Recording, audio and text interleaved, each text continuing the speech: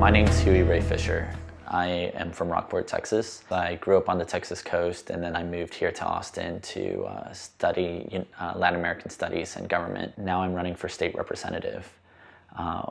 When I first decided to jump into the race, I gathered all of my friends and mentors into this living room to discuss the possibility of a campaign, to discuss how I would run a campaign, what my viability was as a young 23-year-old queer candidate, taking on potentially 6 attorneys. As we were having these discussions, Glenn Maxey, who was the first openly gay state representative in Texas, who had mentored me over the past few years on Texas politics and on community organizing, he asked me point blank in front of a room full of my friends and other mentors, "How gay are you?"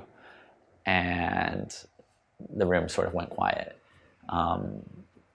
It wasn't a question that I had really considered. It wasn't a question that I understood. I've always been open about my identity, but never was it something that was really at the forefront of who I am.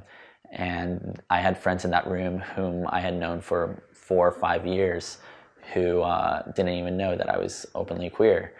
And there were some mumblings in the room, "What, Huey's gay?" And it was a funny response. And after a few moments, I told Glenn, "I'm very open, and I won't let that hinder me in this campaign. I think it's a positive. We need more queer representation in the House." As a young person in this race, we've seen so much advancement in the LGBTQ community nationally and here in Texas. Walking around on campus, talking to students, it didn't matter if they were straight or queer. And then for the most part, they wanted to talk about things like student debt, the sexual assault crisis on campus, and other issues. It didn't really play a central role when it came to talking to younger voters. Talking to older voters, it's sort of been different. Amongst the older LGBTQ community, I notice people still flinch at the word queer, and I've really changed my tone to use the word LGBTQ rather than queer, because for so many older members, it's a word of stigma. One day during the campaign, I get an email at maybe 5 a.m. from somebody who's supporting me. It starts out with, "I'm rooting for you, Huey Ray.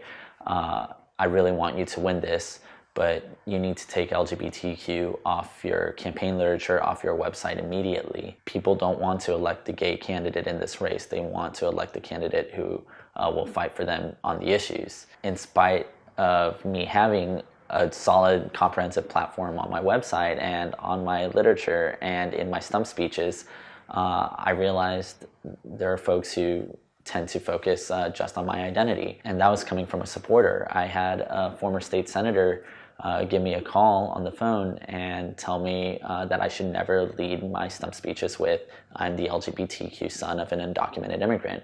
I should just say, "I come from a working family." Being the son of an undocumented immigrant, it catches people off guard. They don't expect somebody to be fighting for a space of power.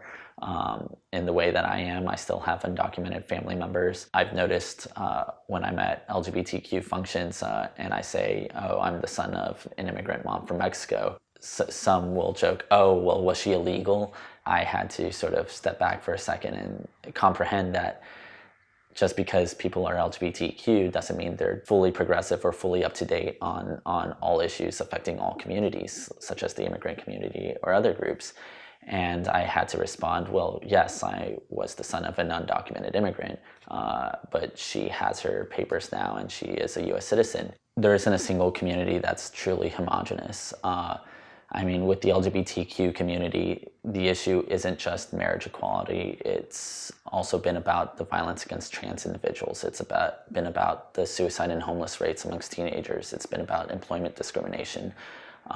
And I've also noticed that I can't just assume that because somebody identifies as queer, gay, bisexual, that they're going to be progressive on all of the issues. When I reflect back on that night when I was asked, "How gay are you going to be in this campaign? How gay are you?" It really sunk in how much my identity matters to other folks and how I need to play a fine line of letting them see who I am while also letting them understand what I'm going to do for them. It's been eye-opening.